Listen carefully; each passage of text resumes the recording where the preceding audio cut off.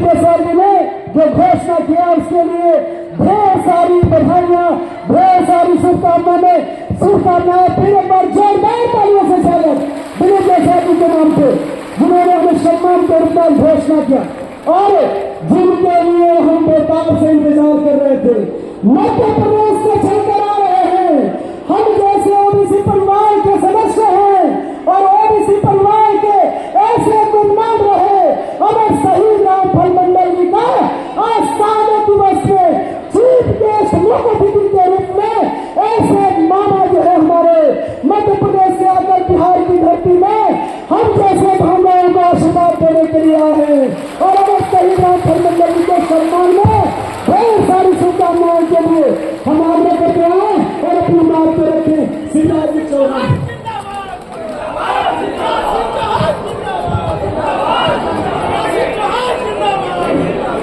भारत माता की, भारत माता की, अमर शहीद रामफल मंडल की। आज मंच पर हमारे साथ विराजमान, अब सब साल की बात वो कह गए, हमारे प्रदेश के अध्यक्ष डॉक्टर दिलीप कुमार जायसवाल जी, हमारे यशस्वी और कर्मठ उप मुख्यमंत्री दोनों आदरणीय सम्राट चौधरी जी,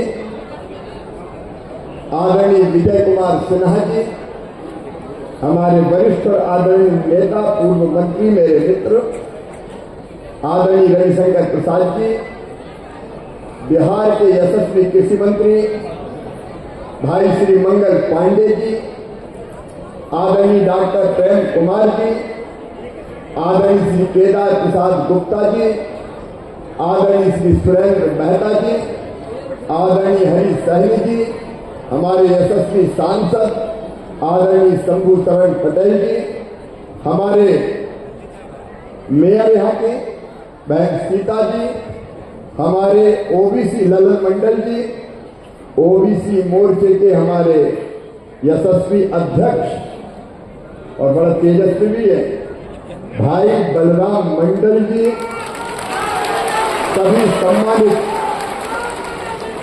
सम्मानित विधायकगण, सभी आदरणीय पदाधिकारीगण और इस कार्यक्रम में आई हुई मेरी बहनों, मेरे भाइयों, भांजे और भांजियों, मामा का सबको प्रणाम, सबको नमस्कार।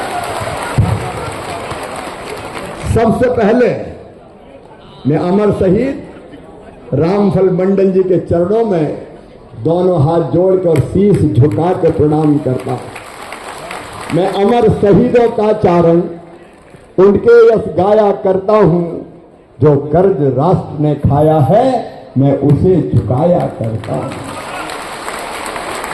जिन्होंने देश के लिए सर्वस्व न्यौछावर कर दिया। अंग्रेजों ने आजादी को चांदी की तस्तरी में रख के भेंट नहीं की।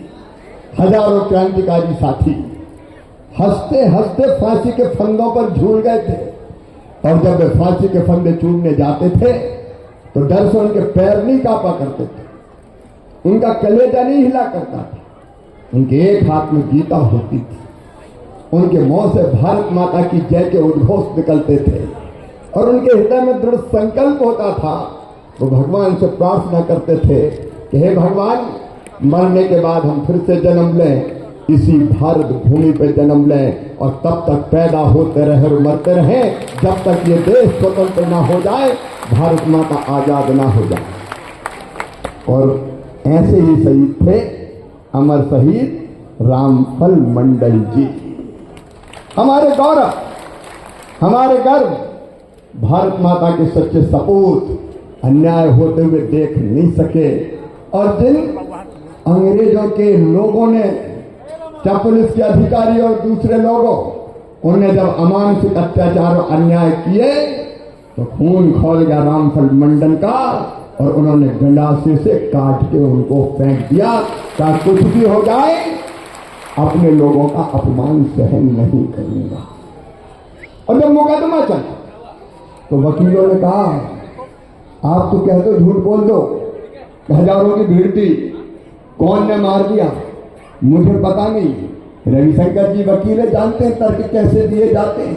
बोले अगर झूठ बोल दोगे, मैं रविशंकर जी की बात नहीं कर रहा, मैं उस समय की बात कर रहा हूं, तो फांसी की सजा से बच सकते हो। तो रामफल मंडल ने कहा मैं फांसी की सजा से नहीं डरता, मैं मरने से नहीं डरता। एक रामफल मंडल शहीद होगा, फांसी लगने से हजारों और पैदा हो जाएंगे जो तब तक लड़ेंगे जब तक देश स्वतंत्र नहीं हो जाता, भारत माता आजाद नहीं हो जाती। झूठ नहीं बोले, कहा मैं नहीं मारा, मैंने काटा है, क्योंकि ने अपमान किया था हमारे लोगों का, भारत माता का, और हंसते हंसते फांसी के फंदे पर झूल गए। मैं फिर उनके चरणों में प्रणाम करता हूं और मैं बधाई देता हूं ओबीसी मोर्चा को, भारतीय जनता पार्टी के प्रदेश अध्यक्ष को, पूरी टीम यहां बैठी है। आज आपने उनके शहादत दिवस के अवसर पर उनके चरणों में श्रद्धा के सुमन अर्पित किए हैं। अरे पूजे न गए शहीद, पूजे न गए शहीद, तो फिर ये मंत्र कौन अपनाएगा? तोपों के मुंह से कौन न करो, छातियां अपनी अड़ाएगा, चूमेगा फंदे कौन, चूमेगा फंदे कौन, गोलियां कौन बख्श पे खाएगा, अपने हाथों अपने मस्तक फिर आगे कौन बढ़ाएगा। पूजे न गई ये वीर, तो फिर ये वीर कहां से आएगा? भारत को मां कहकर माटी माथे से कौन लगाएगा? और इसलिए मैं धन्यवाद देता हूं सम्राट जी, आपको भी, विजय जी को भी, दिलीप जी को भी। आपने देर नहीं की और तत्काल ये फैसला सुना दिया कि शहीद का दर्जा और राजकीय दर्जा दिया जाएगा। ये भारत माता के चरणों में प्रणाम है, उनकी शहादत को प्रणाम है, और ये धानुक समाज के भी चरणों में हम प्रणाम करते हैं। सीधा सरल सच्चा मेहनत की खाने वाला, लेकिन अगर देश की आन बान शान पर कोई उंगली उठाए तो प्राण देके भी उसका बदला लेने वाला ये समाज है। मैं इसको प्रणाम करता हूं। मध्य प्रदेश में भी धानुक समाज के कई भाई बहन रहते हैं और मैं तो उनका मानू ही हूं ना। धानुक समाज मेरे बचपन का झूला, जवानी की फुलवारी और बुढ़ापे की काशी है, इसलिए समाज की गंगा को मैं फिर प्रणाम करता हूं। बलराम जी, आप जैसे कार्यकर्ता जो राष्ट्रभक्ति के भाव से प्रेरित होकर लगातार बिहार में अलग जगा रहे हैं, मैं आप जैसे कार्यकर्ताओं का भी सम्मान करता हूं। ऐसे कार्यकर्ताओं की आज आवश्यकता है।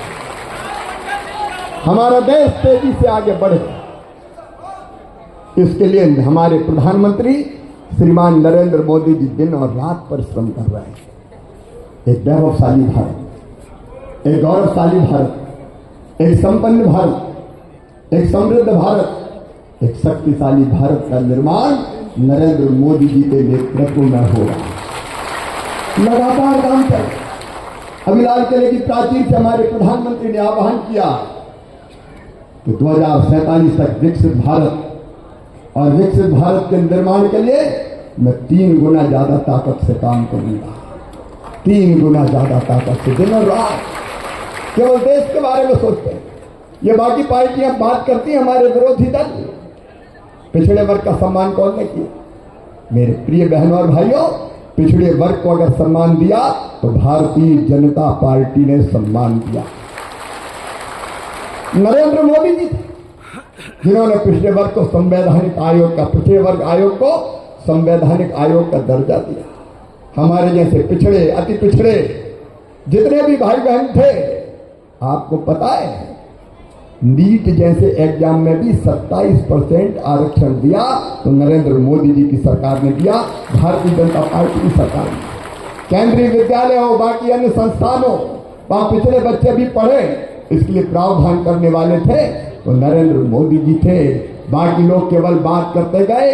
काका कालेलकर आयोग की रिपोर्ट को कांग्रेस ने कभी लागू नहीं होने दिया हिंदुस्तान की धरती पर। अगर उसके प्रावधानों को ढंग से लागू किया तो भारतीय जनता पार्टी की सरकार ने लागू। मेरे प्रिय बहनों और भाइयों, मैं आप सबसे निवेदन करना चाहता हूं, भारत में जागरण का एक नया अभियान चल रहा है। सबसे पीछे नीचे रह गए समाज के हर वर्ग के कल्याण के काम, समाज के हर वर्ग के कल्याण के काम मोदी जी के नेतृत्व में संपन्न हो रहा है। और एक बात, ये नोट कर लेंगे।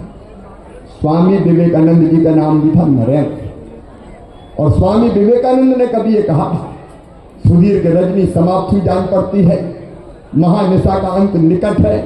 जो अंधे हैं वो देख नहीं सकते, जो बहरे हैं वो सुन नहीं सकते, लेकिन मैं स्पष्ट रूप से देख रहा हूं भारत माता एक बार फिर से अंगड़ाई लेके खड़ी हो रही है और विश्व गुरु के पद पर आसीन हो रही है, विश्व गुरु के पद पर बैठे। एक नरेंद्र ने कहा था स्वामी विवेकानंद, और दूसरे नरेंद्र श्रीमान नरेंद्र मोदी जी के हाथों से ये संपन्न होगा।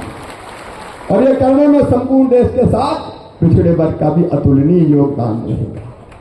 और मुझे तो कृषि मंत्री बनाया है, ग्रामीण विकास मंत्री बनाया है, और आज लगे आप सम्राट जी ने ये कह दिया कि अभी कई लोग रह गए जिनको घर नहीं मिले। हम नरेंद्र मोदी जी हमारे नेता हैं, आप राज्य में सरकार चला रहे हैं। बिहार के बहनों और भाइयों, मोदी जी के नेतृत्व में मैं आपको विश्वास दिलाता हूं, आपने 13 लाख मकान कहे, अभी आवासी ने 13 लाख मकान 4 साल में बना के दे दिए जाएंगे।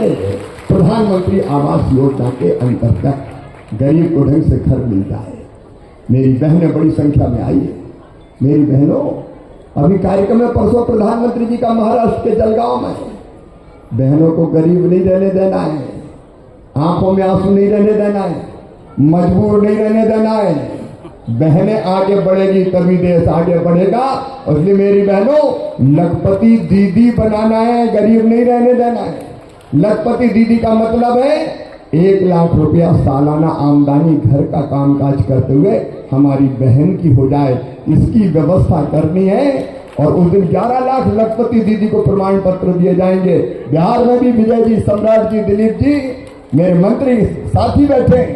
लखपति दीदी अभियान चलेगा। केंद्र सरकार मोदी जी के नेतृत्व में कोई कसर नहीं छोड़ेगी और हर बहन की आमदनी बढ़ के 1 लाख रुपया सालाना हो जाए, उसका इंतजाम हम करेंगे।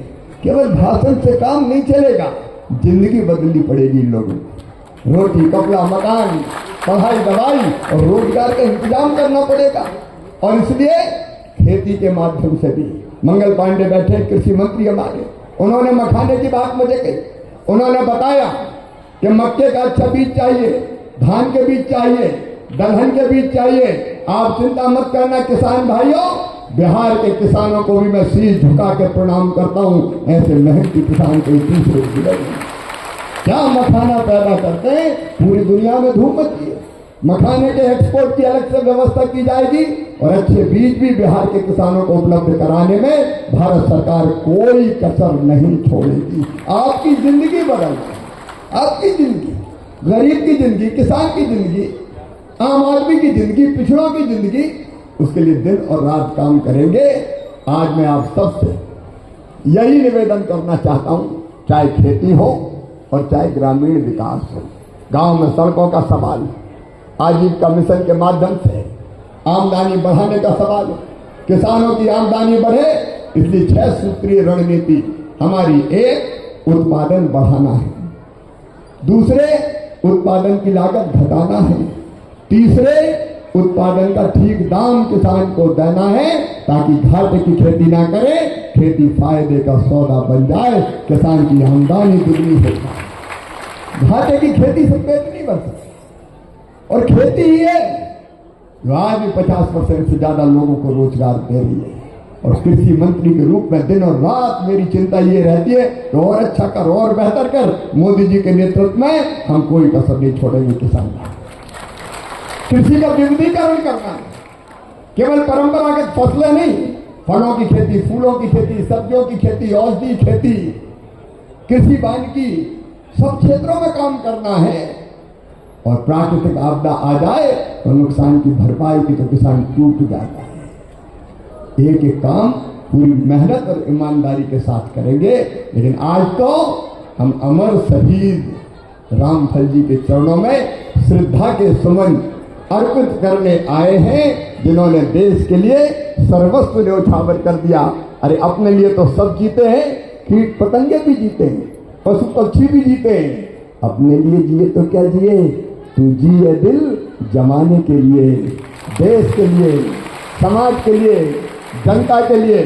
और इस नेतृत्व का यही संकल्प है भारतीय जनता पार्टी के नेतृत्व का, हम सब कार्यकर्ताओं का, कि हम देश के लिए जिएंगे, अपने समाज के लिए जिएंगे, जनता के लिए जिएंगे। सही अर्थों में उसी का जीवन सार्थक है जो कुछ करके जाए। उसी संकल्प के साथ हम काम कर रहे हैं। मेरे प्रिय बहनों और भाइयों, बहुत देर से आप इंतजार कर रहे हैं। मुझे तो मैं बधाई देता हूं बलराम जी, आपको, पूरी टीम को, पिछड़ा वर्ग मोर्चा को। नहीं तो इतने घंटे तक लोग बैठते नहीं है, धीरे धीरे निकलने लगते हैं। लेकिन ये आपकी प्रतिबद्धता है और रामफल मंडल जी के प्रति आपकी श्रद्धा और विश्वास है कि घंटों से आप आए और हम कटेंगे। रामफल मंडल के हमारे सारे उस परंपरा को आगे बढ़ाने वाले भाइयों और बहनों, मैं फिर आपको विश्वास दिलाता हूं कि अमर शहीद रामफल मंडल जी की स्मृति को सदैव बनाए रखने के लिए बिहार सरकार ने जो आपसे कहा है, उन प्रयत्नों को किया जाएगा। और मेला लगे तो हम भी जरूर आएंगे। ये भारतीय जनता पार्टी की सरकार है।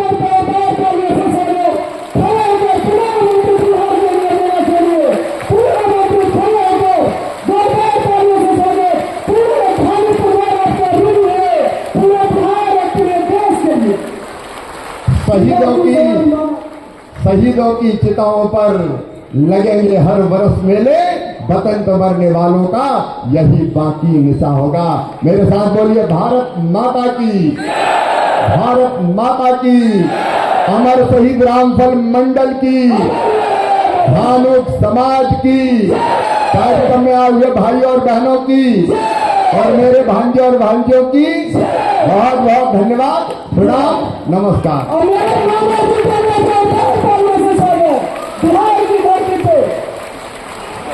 धन्यवाद ज्ञापन हमारे मोर्चा के प्रभारी अंचल संगठन करेंगे।